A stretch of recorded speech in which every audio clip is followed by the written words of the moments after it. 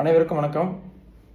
புதிதாக அமைந்துள்ள திரு விஜய் தலைமையிலான அரசு வழக்கமான கருணாநிதி, ஜெயலலிதா, ஸ்டாலின் என்ன பதவியேற்றோன்னே என்ன செய்வாங்களோ அந்த நடைமுறையை பின்பற்றாமல் ஒரு புதிய மாற்றத்தை மக்கள் விரும்பியிருக்காங்கன்றத மனசில் வச்சு கொஞ்சம் கால அவகாசம் எடுத்து கூட 6 மாதமோ இல்லை நீங்கள் கேட்டிங்கன்னா எல்லாத்துலேயும் உங்களுக்கு விதிவிலக்கு இருக்க மாதிரி உங்களுக்கு ஒரு ஆண்டு கூட மக்கள் உங்களுக்கு கால அவகாசம் கொடுக்க தயாராக இருக்காங்க.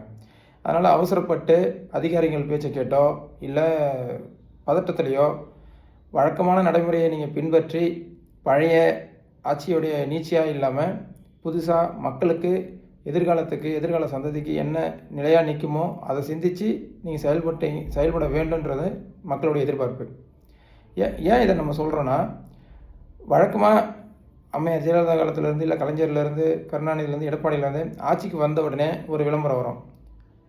200, 300, 500 மதுக்கடைகள் மூடப்படும், இந்த இடத்துல இதை செய்தோம் அதை செய்தோம் அப்படின்னு. ஆட்சிக்கு வந்தவுடனே ஒரு பரபரப்பு, முதல் கையெழுத்து இது, 2வது கையெழுத்து இது, இது எல்லாமே ஒரு கவர்ச்சிகரமான ஒரு திட்டம், மக்களை ஒரு சும்மா ஒரு மோகத்தை ஏற்படுத்தி விடுற மாதிரி.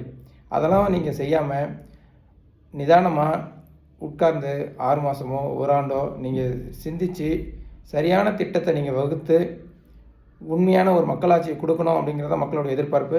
நிச்சயம் அதை நீங்கள் கவனத்தில் எடுத்து அதன் வழியில் நீங்கள் செயல்பட வேண்டுங்கிறதான் அனைவருடைய விருப்பமும்.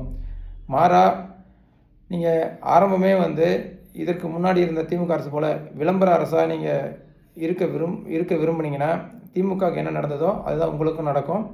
அதனால் தீய ஆட்சி நீட்சியாக செயல்படாமல் உண்மையான மக்களாட்சியை செயல்பட வேண்டும்ங்கிறது மக்களுடைய விருப்பம்.